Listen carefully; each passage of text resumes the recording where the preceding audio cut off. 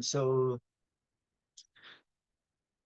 good morning, good afternoon, good evening. This is Alan Burgos from the hashtag Walk with Land channel. Welcome and welcome back to our channel.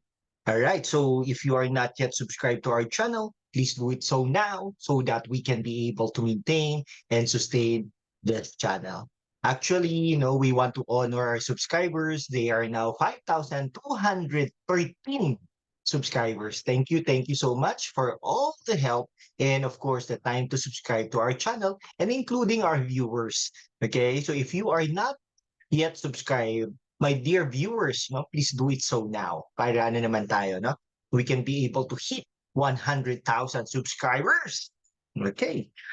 All right. So ano tayo na ngayon, guys, no?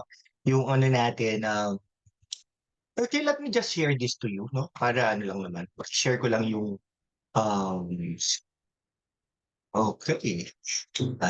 Share ko lang ha. Yan. Okay, so ito po yung pag-uusapan natin for today, no? Yan. Kung hindi ka pa nakapag-subscribe, mag-subscribe ka naman, kaibigan. Alright? So kaya pala, De Lima, tagapagsalita ng liberal. Okay, so yun ha.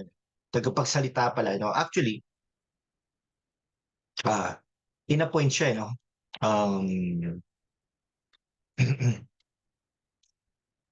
okay, in-appoint siya. Stop sharing ko muna, no? Para ako naman ang makita niya. Okay, actually, no, in-appoint siya, no? Nagkaroon sila ng meeting ng Liberal Party, no? And then ano po siya, no? Inappoint po siya bilang tagapagsalita or spokesperson, no? Kaya sinabi ko kaya pala dahil recently um, yung mga nakaraang araw ay talagang very critical siya, no, sa mga Duterte, no? Pati nga yung um, pagsasalita ni Vice President Sara Duterte ay inano niya, no? Inapulaan niya, no? So, ibig sabihin, sinitan niya yon, no? So, gano'n, no? Laging nagpapa-interview, no? With regards to her cases, no? Kasi po, nakawala po, hindi naman nakawala, nakapagpiyansa po. Dahil po, mahina po daw ang kaso, no? According to some of the lawyers. Kaya po nakapagpiyansa po siya. Pero it doesn't mean na-dismiss na yung case. Pero may mga nagsasabi po tayo mga kaibigan na most likely madi-dismiss naman po yung case dahil nga po mahina nga po daw yung kaso. I do not know kasi may mga dami pong nag-recruit no? Dami pong umatras dahil wala na rin po sa pwesto si Pangulong Duterte. Yun po ang katotohanan din doon. No? Kaya po ganyan, no? Ay biglang biglang bigla pong lagi po siya nagsasalita, no? Very critical. So dahil po, hindi lang po yan yung purpose niya, no? Na tagapagsalita siya, kundi po tatakbo po yan, no? Bilang senador sa 2025. Pero hindi po natin masabi. Yung ano po kasi, nanalo po yan 2016, no? Uh, is 2016, yeah. Nanalo po yan 2016, no? Dahil po kay Pangulong Noynoy Aquino. Diba? DOJ Secretary po siya at the time, no? Tapos hanggang 2022, no? Kaya lang po, no, naka short po yung ano niya. Hindi naman naka short, senador pa rin naman siya. Okay, yan, no? Kaya lang po nung nakulong na po yan 2017, no? Tumakbo po yan ng 2022, natalo po yan, no? Tapos syempre, tatakbo din po yan, no? Ngayon, yung tataka nga po ko, very friendly po siya sa administrasyon Marcos, no? Hindi po natin alam, baka may mga behind the scenes, no? Pero kumbaga, gusto ko sanang pakiusap ay hindi, manawagan kay Pangulong Marcos, no, na kumbaga, kung may kakampihan siya, hindi po yung mga Liberal Party na yan, no? Kung may kakampihan po siya, hindi po yan yung mga makakaliwang grupo, no? Kung may kakampihan po siya, hindi po yan yung kundi yung kung sino po yung kasama niya nung eleksyon, nung kampanya, no? So, sino po tumulong sa kanya para maging number one manalo, no? Okay?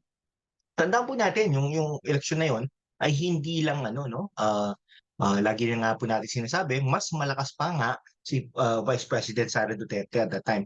No, ngayon 32 million no?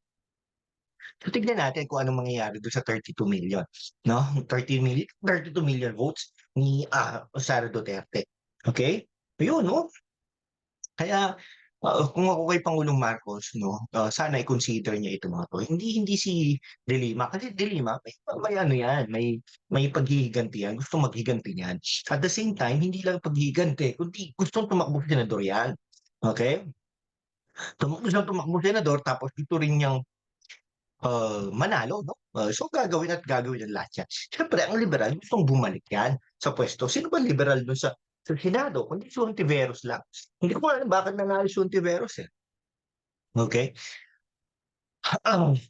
Ayun yung katotohanan dun. Eh, tingnan natin kung mananalo 'yan si De Lima, siyempre mangangampanya yan against sa ano, ng mga Duterte 'no? Baka tumakbo pa nga si Pangulong Duterte sa Senado 'no, o kung manalo 'yan magsama sila 'no? What an irony 'no, parang gano'n. So kayo, pabor ba kayo sa mga ginagawa ito ni, dating senador, dating Justice Secretary, Laila De Lima? Pero actually noong 2016 parang binoto ko 'to, eh, 'no? Parang binoto ko yata si De Lima. Hindi natin malaman. Okey, sige hanggang dito na lang po mga kaibigan ko. Maraming maraming salamat po sa inyo 'no, salamat ng marami 'no, ayan. Okay, so ano rin po tayo 'no, isip-isip din po tayo kung, yung mga sinasabi ng mga politiko ay kapani-paniwala 'no. Hindi dahil ibig sabihin nakawala, nakapiyansa ay ano na 'no, gospel truth na 'no. I-ano rin natin 'no, eto panawagan lang natin ito. Pero in the next few days 'no, mag-aanunsyo po tayo kung, sino po yung susuportahan natin sa 2028 'no. As early as now para ano na natin, oo, alam na natin kung sino yung ating susuportahan, 'no? So, okey, siguro most likely kung pinapanood niyo naman po itong mga ating mga, diskusyonan 'no, for the past few months, few weeks, ay alam niyo naman po kung sino ang susuportahan natin, 'no? Ako binoto ko po last time around si Bongbong Marcos 'no, at saka si Sara Duterte, 'no?